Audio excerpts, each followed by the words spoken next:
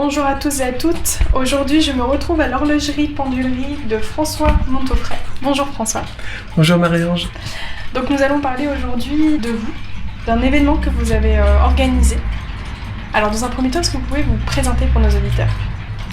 Alors je suis François Montaufray, je suis maître artisan en métier d'art et je fais la restauration de pendules anciennes.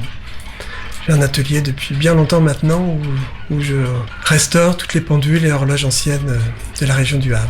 Vous avez toujours vécu au Havre ?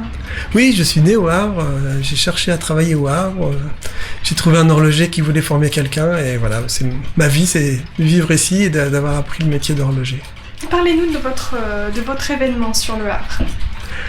Eh bien voilà, depuis maintenant 14 ans, j'organise un festival de musique médiévale au Havre, autour de la ville de Graville et puis du conservatoire. Il s'appelle Les Priorales, dans le but de promouvoir la musique médiévale ici. En fait, moi je fais de la musique médiévale depuis que je suis jeune adulte en fait. Et je joue de la musique, je chante et j'aime bien aller aux concerts de musique médiévale. Heureusement, quand j'étais jeune, que j'ai commencé cette musique-là, il y avait une bonne programmation au Havre par la Maison de la Culture. Et puis, à un moment donné, ça s'est arrêté. Dans les années 80-90, il n'y a plus de concerts de musique médiévale au Havre. Donc, moi, dans la vie, c'est comme ça. Quand il n'y a pas ce que je veux, je le crée. Et donc, j'ai été voir l'association des Amis du Prieuré de Graville, qui existait déjà, qui faisait toutes sortes d'activités auprès du musée. Et je leur ai proposé d'organiser des concerts de musique médiévale dans l'église de l'abbaye. Alors, comment ça s'organise justement ? Parce que j'ai vu qu'il y avait plusieurs dates, c'est des rendez-vous annuels. En fait, ça a évolué en 14 ans, vous imaginez bien. On a commencé par un petit concert timide et on a vu que les gens venaient, donc on a rajouté une chose et l'autre, et c'est devenu une semaine. Et depuis l'année dernière, 10 jours de festival, c'était un peu compliqué pour le public. Pour qu'un public suive 10 jours de festival, c'est beaucoup trop de sollicitations et de frais de concert. Donc on a porté une réflexion avec Patrick Bacot du conservatoire pour voir comment faire évoluer le festival, et il nous a conseillé de faire une saison, de déployer le festival sur l'année plutôt que sur 10 jours concentrés, de façon à ce que d'abord les gens puissent participer à plus de concerts et puis qu'on ait plus de visibilité. Par exemple, on était sur fin juin, qui était une période pas toujours qui est favorable pour certains et qui ne l'est pas pour d'autres. Et donc maintenant, nous avons 4 temps, en novembre, en février, en avril et en juin. Et on se dit que tout le monde peut trouver un petit moment pour venir à un de nos concerts. Alors le prochain, donc rendez-vous, ce sera en avril. Oui. Donc on y est bientôt.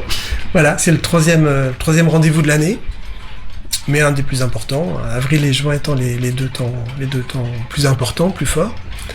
Et là, il se trouve que nous avions un stage en février qui a dû être déplacé pour des questions de santé. Donc notre semaine, qui devait être 3-4 jours, s'est agrandie, devient 10 jours de musique ici au Havre. On commence ce week-end, samedi, dimanche, par notre stage de chant médiéval. Parce qu'au fait, dans mon idée de faire connaître la musique médiévale, c'est organiser des concerts, ça évidemment. Faire moi-même de la musique, ça c'est bien, mais aussi former les gens d'ici à cette musique. Donc depuis 11-12 ans, tous les ans, on a 2 jours et demi de stage pour faire de la chanson en fait. Moi, j'ai choisi un grand chanteur, une grande chanteuse, pour nous introduire dans un répertoire. Une année, on choisit les troubadours, une autre, les Cantigas de Santa Maria, les Carmina Burana. Cette année, on est autour de la marche et du chant. Voilà, c'est Claire Mérigou qui nous vient de la région, je ne me rappelle plus d'où elle vient, qui va nous faire chanter les chants de pèlerins et les chants du voyage au Moyen-Âge. Voilà, donc on commence notre semaine par 2 jours de stage, où on va apprendre un nouveau répertoire, on va apprendre à chanter ensemble, on va apprendre à s'écouter, essayer de chanter mieux, plus juste, Voilà, c'est un répertoire nouveau. Donc on va apprendre beaucoup de choses pour le reproduire après en juin dans un concert qu'elle va donner avec son ensemble au dos. C'est ouvert à tous ?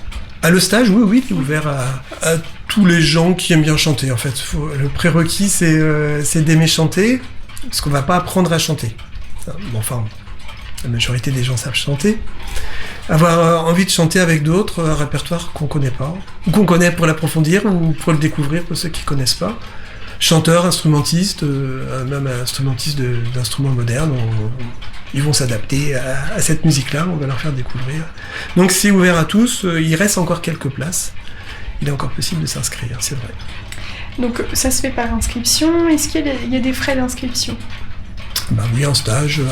Chez nous, le stage coûte 100 € et il faut adhérer à l'association en plus, que c'est 20 €. D'accord. Donc c'est ce week-end, faut se présenter à quelle heure ? Il faut s'inscrire avant de se présenter. Oui, tout à fait. On peut pas se présenter au stage comme ça, tout est booké en amont, donc voilà, faut prendre contact avec moi. Je mets tous les contacts de François dans la description de la pastille, que vous retrouverez donc en rediffusion sur notre site internet.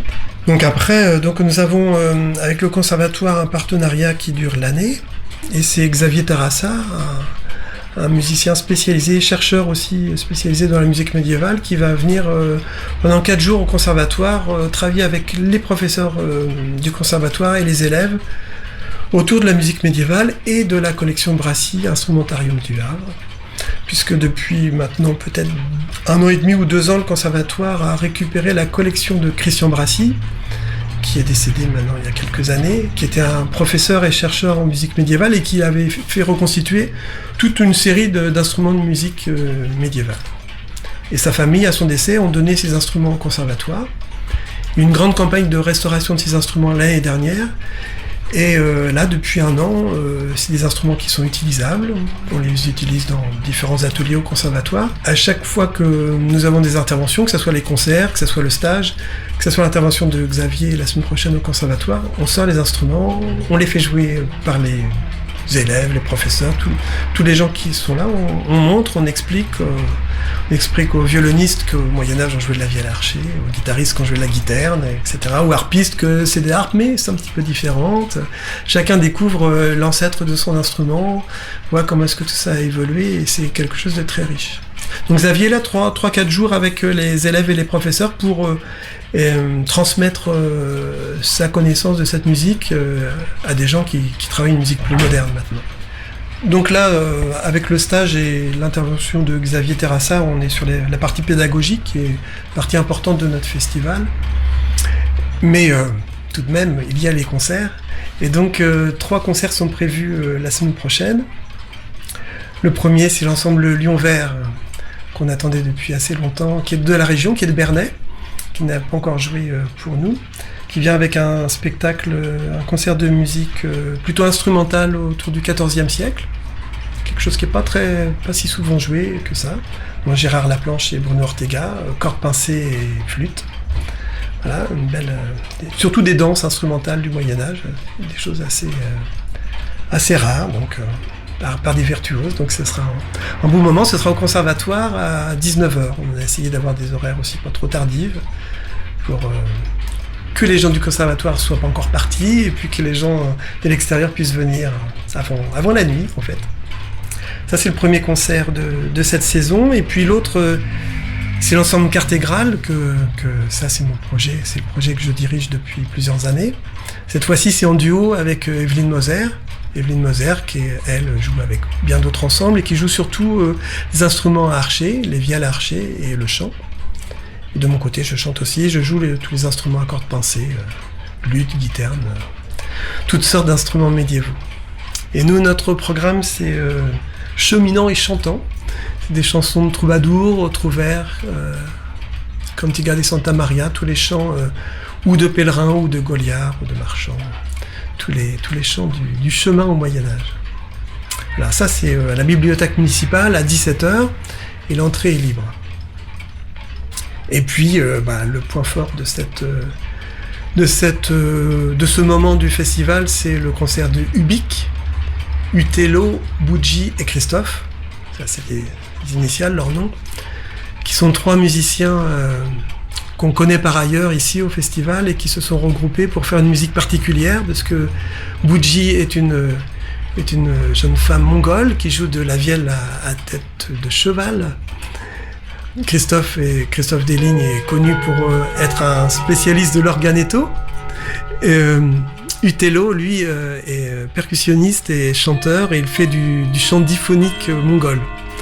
Et donc le programme qu'il nous propose, qui s'appelle Égide des conquêtes, est en fait un mélange entre la musique médiévale et la musique mongole. En fait, ils ont pris toutes les traditions musicales mongoles et les vieilles traditions médiévales et font un beau mélange de musique très très vivante et très harmonique aussi.